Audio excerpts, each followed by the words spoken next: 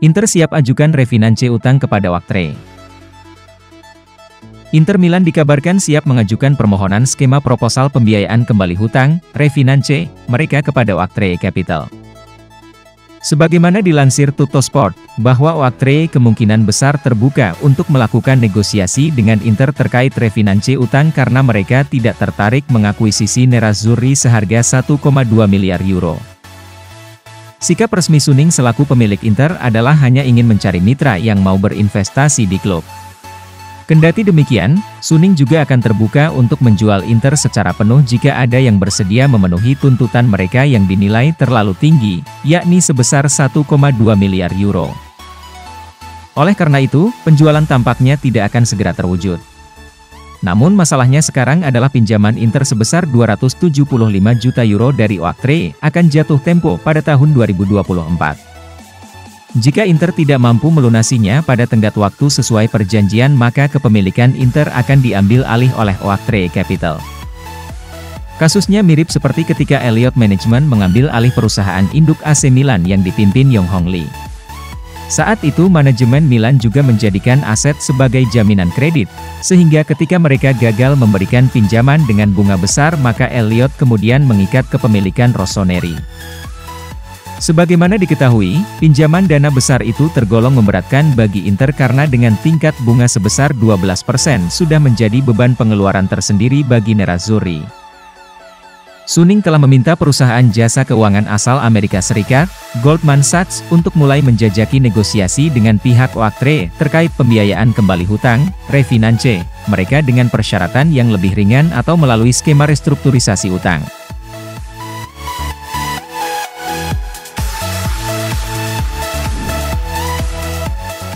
Michal Bilek, kekalahan kemarin tak akan mempengaruhi Inter.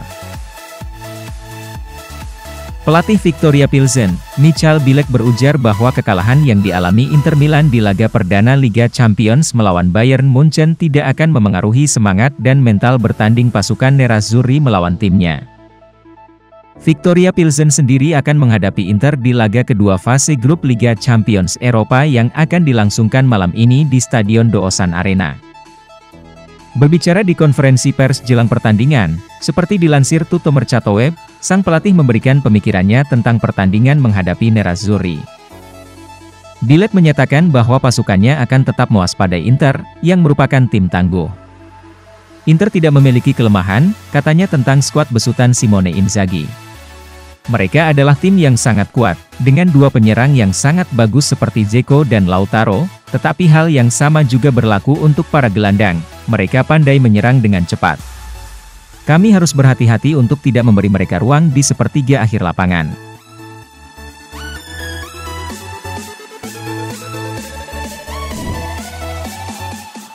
Jelang laga, Simone Inzaghi hanya inginkan kemenangan.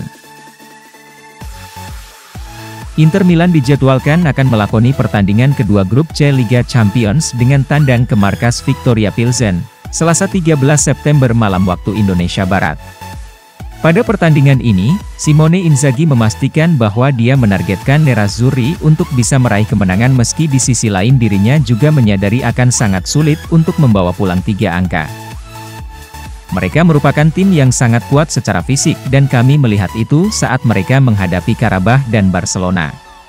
Mereka telah menunjukkan bahwa mereka layak berada di babak penyisihan grup Liga Champions. Mereka memiliki pemain penting di lini depan seperti Chori, Mosquera, Škora.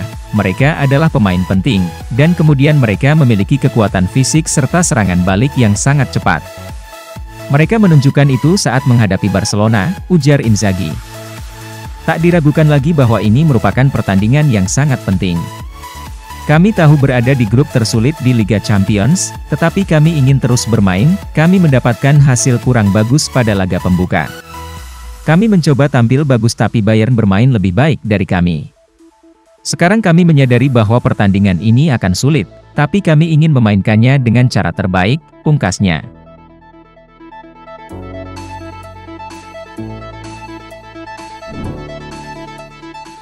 Simone Inzaghi, laga penting yang tak menentukan.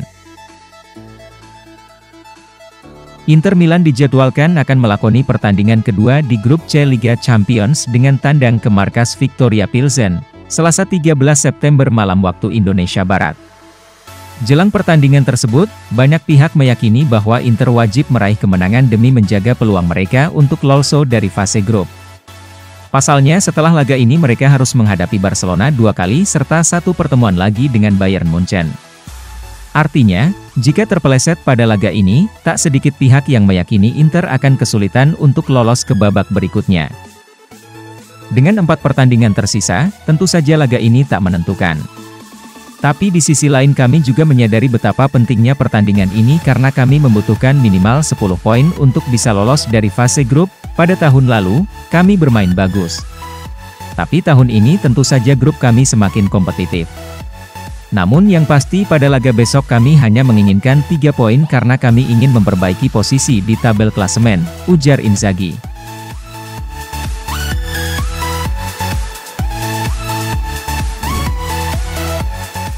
Romelu Lukaku penghasil bersih tertinggi di Serie A.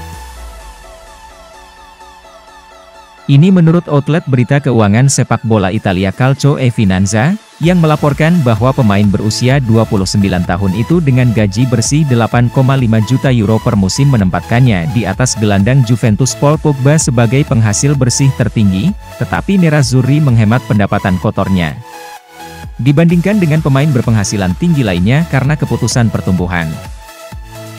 Lukaku menghasilkan bersih 8,5 juta euro per musim, sedangkan Pogba menghasilkan 8 juta euro bersih per musim setelah pindah musim panas ke Bianconeri dengan status bebas transfer dari Manchester United. Trio Juventus Adrien Rabiot, Dusan Vlahovic, dan Leandro Paredes masing-masing mendapatkan 7 juta euro bersih per musim, sementara Marcelo Brozovic dan Lautaro Martinez dari Inter dan pemain Juventus Leonardo Bonucci, Alexandro Wojciech Szczęsny, dan Angel Di Maria semuanya mendapatkan 6,5 juta euro bersih per musim. Dalam hal pendapatan tertinggi di papan atas Italia, 10 pemain tertinggi semuanya bermain untuk Inter atau Juventus. Dalam hal pengeluaran kotor, Nerazzurri dapat menerapkan manfaat pajak dari keputusan pertumbuhan untuk gaji Lukaku, yang berarti bahwa jumlah kotornya adalah 11,135 juta euro bersih per musim. Ini menempatkan pemain Belgia itu di belakang Vlahovic yang penghasilan kotornya 13 juta euro per musim, dan semua Szczęsny, Bonucci, dan Brozovic yang berpenghasilan kotor 12 juta euro per musim.